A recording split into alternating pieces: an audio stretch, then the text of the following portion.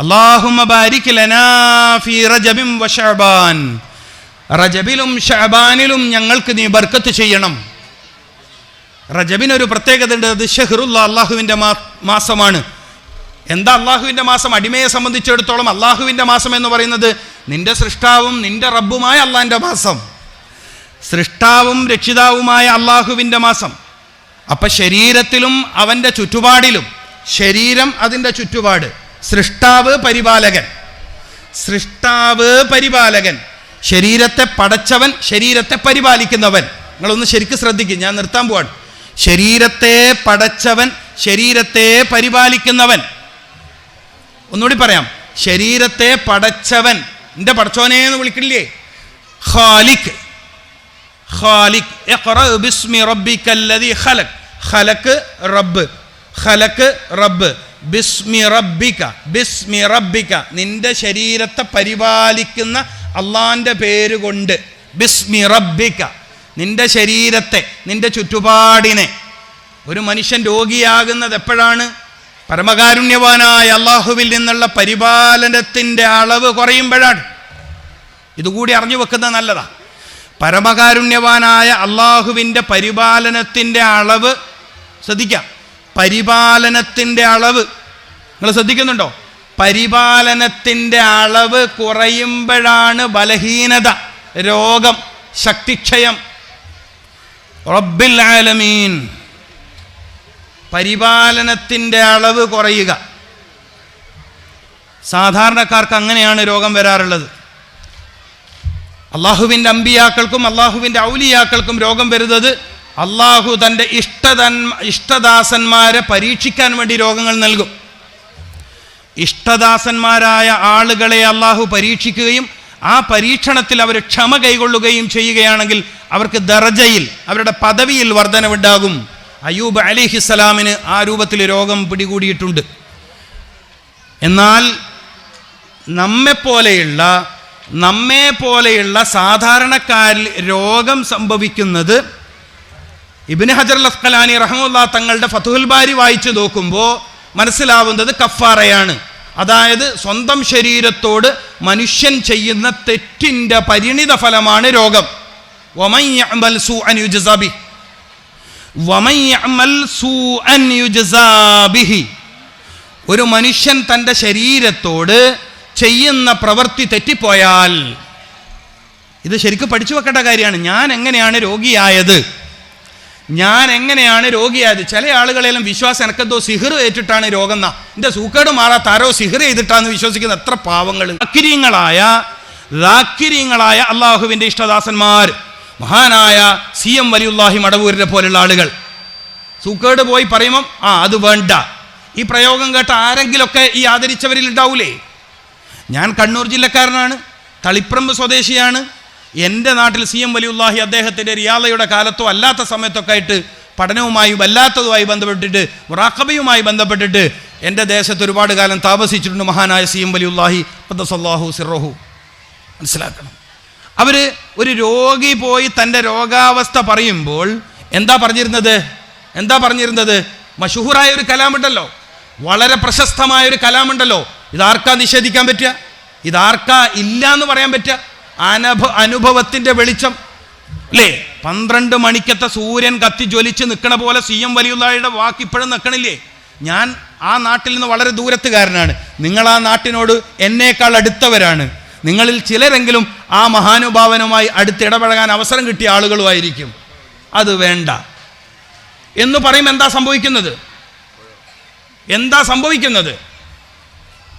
ആ രോഗാണുവിനെതിരെ ഒരു പ്രത്യേക വാക്ക് കൊണ്ടുള്ള ട്രീറ്റ്മെൻറ്റ് കൊടുക്കുകയാണ്. വാക്കിന് കരുത്തുണ്ടോ? അടുത്ത ചോദ്യം. പുതിയ കാലത്തെ ചെറുപ്പക്കാരി കുട്ടികളോടാണ്. വാക്കിന് കരുത്തുണ്ടോ? വാക്കിനോളം കരുത്തുള്ള വേറെന്താ ഉള്ളത്? വാക്കിനോളം കരുത്തുള്ള മറ്റെന്തോ എന്നാ ഉള്ളത്? ഏറ്റവും കരുത്തുള്ളത് വാക്കിനല്ലേ? അള്ളാഹുവിൻ്റെ ഒരു വാക്കിൽ നിന്നല്ലേ ഈ പ്രപഞ്ചം ഉണ്ടായത്? ഈ പ്രപഞ്ചത്തിൽ ഇനിയും എന്തെങ്കിലും സംഭവിക്കണമെങ്കിൽ സൂറത്തു യാസീൻ എന്താ പറയുന്നത്? ഫൈദാ അറാദ ശൈഅൻ അൻ യഖൂല ഫൈദാ അറാദ ശൈഅൻ അൻ യഖൂല ലഹു കുൻ ഫയകൂൻ. കുൻ എന്ന വാക്ക്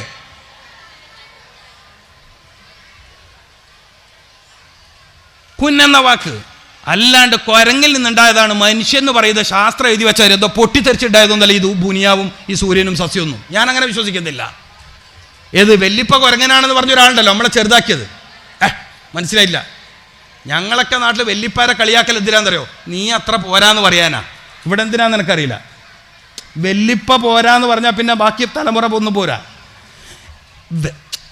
നിങ്ങളുടെയൊക്കെ ഫസ്റ്റ് പിതാവാര് കുരങ്ങന്ന്, എന്നിട്ട് അത് മനപ്പാടാക്കിയിട്ട് പരീക്ഷ എഴുതി ജയിച്ച അത്ര ആളുണ്ടാവും കൂട്ടത്തിൽ.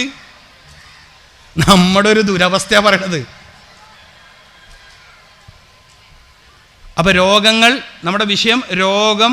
6 കാര്യങ്ങൾ മനുഷ്യൻ്റെ ജീവിതത്തിൽ അമിതമായി സംഭവിക്കുമ്പോഴാണ് മനുഷ്യൻ രോഗിയായിത്തീരുന്നത്.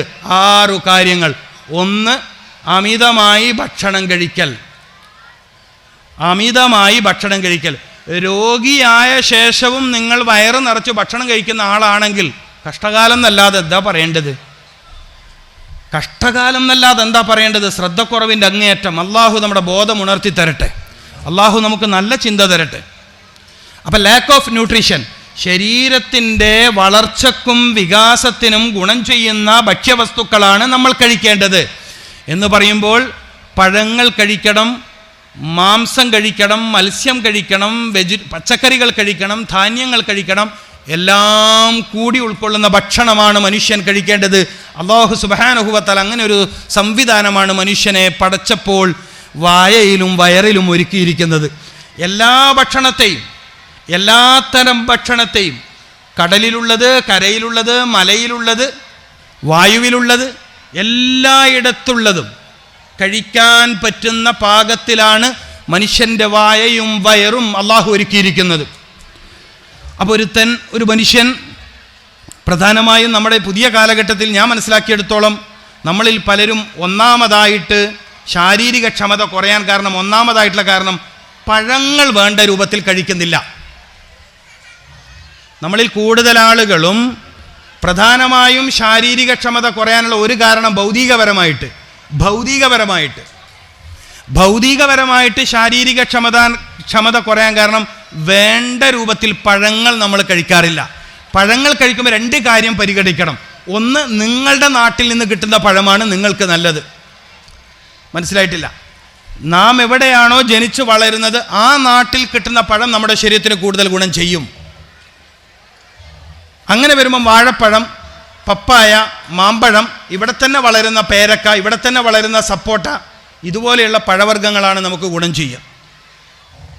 ഇപ്പോൾ ഹൃദയത്തിന് വളരെ ഗുണം ചെയ്യുന്ന ഒരു പഴമാണ് ഈത്തപ്പഴം. പക്ഷേ ഈത്തപ്പഴം ഇവിടെ ഇല്ലല്ലോ. ഹൃദയത്തിന് ഗുണം ചെയ്യുന്ന മറ്റൊരു പഴമാണ് നേന്ത്രപ്പഴം, അതായത് ഏത്തപ്പഴം. അപ്പോൾ രാവിലെയാണ് ഒരു മനുഷ്യൻ്റെ ഹൃദയവും ബ്രെയിനും ഏറ്റവും നന്നായി ആക്റ്റീവ് ആകേണ്ടത്, ഏറ്റവും ശക്തിപ്പെടേണ്ടത്. കാരണം മനുഷ്യൻ പഠനത്തിലേക്ക്, ജോലിയിലേക്ക്, യാത്രയിലേക്ക്, അധ്വാനത്തിലേക്ക് ഒരു മനുഷ്യൻ ഒരുങ്ങുന്ന സമയം പ്രഭാതമാണ്. അപ്പോൾ പ്രഭാത ഭക്ഷണം രാജകീയമാവണം എന്ന് പറഞ്ഞതിൻ്റെ അർത്ഥം പഴമുള്ള ഭക്ഷണമാവണം എന്നാണ്.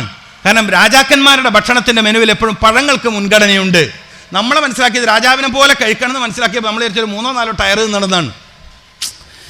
കാരണം നമ്മൾ കണ്ട കഥപുസ്തകങ്ങളിൽ, നമ്മൾ കണ്ട ചില നോവലുകളിൽ, നമ്മൾ വായിച്ച ചില ചരിത്രങ്ങളിൽ രാജാവ് എന്ന് പറഞ്ഞാൽ പെരും വയറിനായിരിക്കും.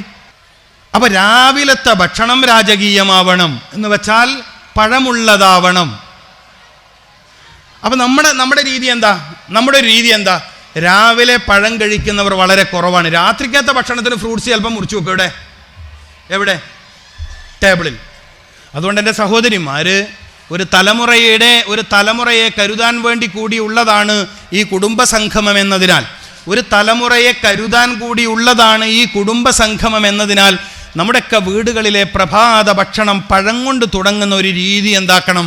ആവിഷ്കരിക്കണം.